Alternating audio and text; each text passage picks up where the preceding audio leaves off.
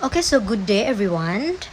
My name is Melani. Today, I'd like to discuss one of history's most influential philosopher, Plato, and explore the sources of his ideas and the implication of his philosophy, particularly in the realm of governance and politics. Plato, alongside Aristotle, is a cornerstone of philosophical thought. Of the two, Plato had a more profound influence on later generation, shaping not only philosophy but also Christian theology and political thought up until the 13th century. His ideas remain relevant for debate even today. To understand Plato, we need to consider key aspects of his philosophy.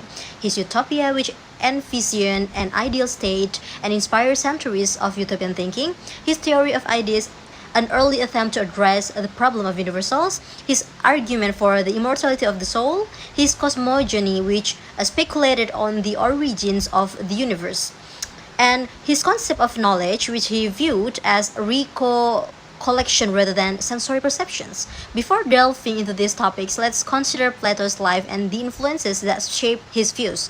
Plato was born in Athens in 428 BCE during the Peloponnesian War. He came from an aristocratic family with ties to the 30 tyrants, who briefly ruled Athens after his defeat. Witnessing Athens' downfall, Plato blamed democracy, a sentiment reinforced by the execution of his teacher, Socrates, and the end of the democratic government. Seeking an alternative, he turned to Sparta for inspiration in creating his ideal state. Now, let's explore the philosophical influences that shaped his ideas. From Pythagoras, Plato inherits a mystical outlook, beliefs in the immortality of the soul, and a respect for mathematics, which played a crucial role in his philosophy. Parmenides influenced Plato's belief that true reality is eternal and unchanging, while the sensory world is an illusion. From Heraclitus, Plato adopted the idea that the sensory world is in constant flux, which, when combined with Parmenides' views, led to the conclusion that knowledge comes only through intellect, not the senses.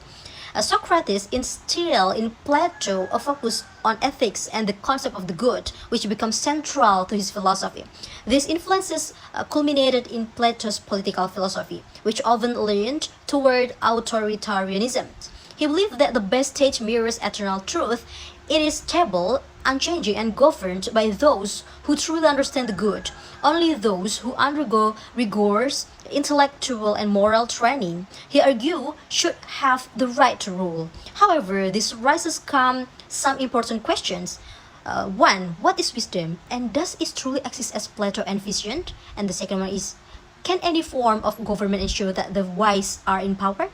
Plato would argue that wisdom is the knowledge of the good, and following Socratic doctrine, he believed that no one sins knowingly. Those who know the good will naturally do what is right. Yet, this view seems distant from reality. We see that people often have conflicting interests while members of a class or nation may share common goals. This often clash with the interests of other groups or nations. Even if we assume there are universal human interests, political action must still navigate the complex process of balancing opposing priorities. Even if we accept the existence of wisdom, we must ask whether a constitution can reliably place the wise in power. History offers little encouragement. Majorities can err, as can aristocracies and monarchs. Popes, despite claims of infallibility, have made grave mistakes, and will anyone not forget for governance by university graduates, religious, scholar, or self-made millionaires? The truth is that no legally defined group is likely to be wiser than the general population. It has been suggested that suitable training could cultivate political wisdom, but this immediately raises the question, who decides what constitutes suitable training? This inevitably becomes a partisan issue. The problem of identifying and empowering a group of wise rules is ultimately insoluble. And that, my friends, is the ultimate justification for the democracy. While it is imperfect and prone to errors, it avoids the pitfalls of placing unchecked power in the hands of a select few. Democracy acknowledges the complexity of human interests and the need for compromises among them. In reflecting on Plato's ideas, we must critically assess their relevance today. While his vision of governance is inspiring in theory, it raises practical challenges that remain unresolved. So I think that's all our discussion about the resources of Plato's opinion. Thank you so much for your attention. Have a good day.